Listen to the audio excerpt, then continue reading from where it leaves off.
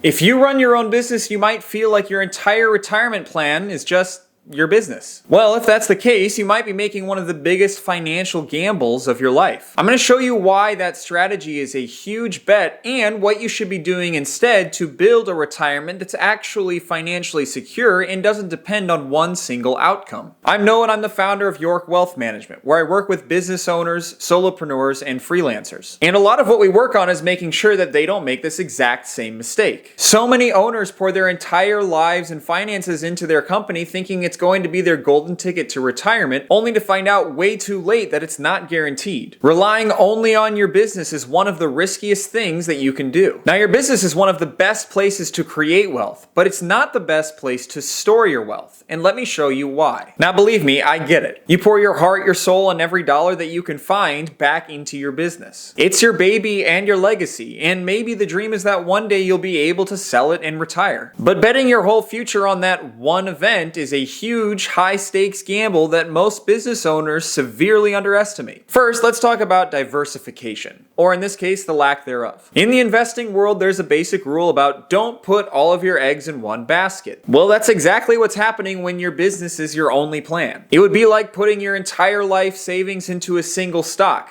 even if it is your own stock. Any number of things are completely out of your control. A new competitor, a shift in the economy, or a global pandemic. Any of those can slash the value of your business overnight. Second is that there's the illusion of control. You do control the day-to-day operations that go on in your business, but you don't control the economy. You don't control who would be willing or even able to buy when you're ready to sell. What happens if you need to retire during a big recession? Your planned $10 million valuation might now be worth half that, or you might not find a buyer at all. Third is the exit strategy myth. Selling a business is not like selling a share of Apple on your phone. It's a long, difficult, and uncertain process. It can take years to find the right buyer and negotiate a deal. And even really successful businesses can be difficult to sell if all the magic is tied to you. If you're the one who gets all the clients and runs the show, what's the buyer actually getting if you leave the business? And finally, the most important part is the personal risk. What if you just burn out? Or a health issue stops you from working years before you planned on it? Or one of your kids wants to take over the business when you pass away? Any one of those things can cause your whole retirement plan to just evaporate in front of your eyes. If you run a solo business and you're depending on it for your retirement,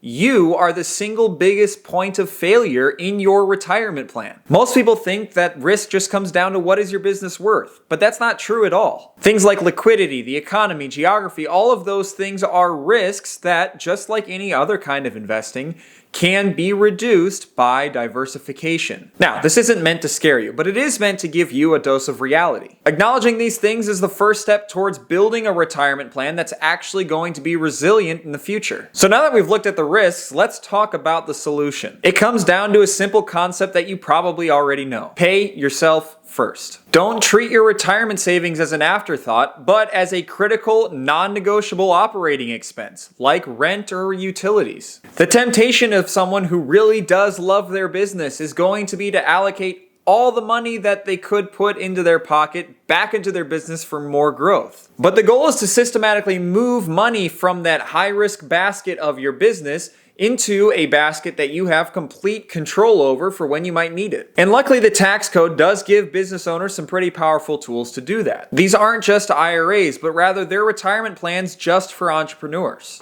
Now, I've made a video that covers these more in depth, but we'll take a quick look at the top options, starting with a couple for those of you who fly solo. So first up is the solo 401k. This is my personal favorite for an owner-only business, or at least one that only employs you and a spouse. The reason it's so powerful is it lets you contribute both as the employee and as the employer. As the employee, you can put up to $23,500 in 2025. And as the owner, you can add in a percentage of your profit on top of that, all the way up to a combined total of $70,000 for 2025. And if you're over 50, you can do a catch-up contribution on top of that. Plus, a lot of solo 401k plans have Roth options, which means you have the flexibility to put money in a place place where it can grow tax-free and you can have tax-free withdrawals in retirement. All around, and if you're eligible, it's a good place to start to build a nest egg outside of your business and quickly. Next is the SEP IRA, or the Simplified Employee Pension. Now this one is even easier to set up and manage than a solo 401k. With a SEP IRA, only the employer makes contributions, which is you. You can put in up to 25% of your compensation or $70,000, whichever is lower. Now a SEP IRA does not have quite the flexibility of a solo 401k, but also like a solo 401k, it kind of stops working once you bring on employees or if you already have them. If you have a SEP IRA, you have to contribute the same percentage of salary to every employee equally, which can get expensive very fast. Now choosing between them kind of depends on your business and your goals and also what resources you have available to you. But what if you're not flying solo? What if you have a small team that you want to take care of? What if the thought of managing a traditional 401k kind of gives you a headache? Well, this is where something like a simple IRA might make sense. Simple stands for Savings Incentive Match Plan for Employees. No one ever says that, we just call it simple. It's one of the better starter retirement plans out there because it's designed for businesses with a small team, 100 or fewer employees. It gives some benefits so that you can attract top talent, but it also doesn't have a lot of administrative work. Your employees can choose to contribute a part of their salary, up to $16,500 in 2025. As the employer, you have to contribute too, but you have two pretty easy options. Option one is to match your employees' contributions dollar for dollar up to 3% of their salary. So if they put in 3%, you put in 3%. If they put in 1%, you put in 1%. And if they don't put in anything, you don't put in anything. Option two is to make a non-elective contribution of 2% for every employee. This means that whether they put in money or not, you are putting in 2%. Now, most business owners choose option one. And the reason is, even though you might end up contributing more to some employees, say up to 3%,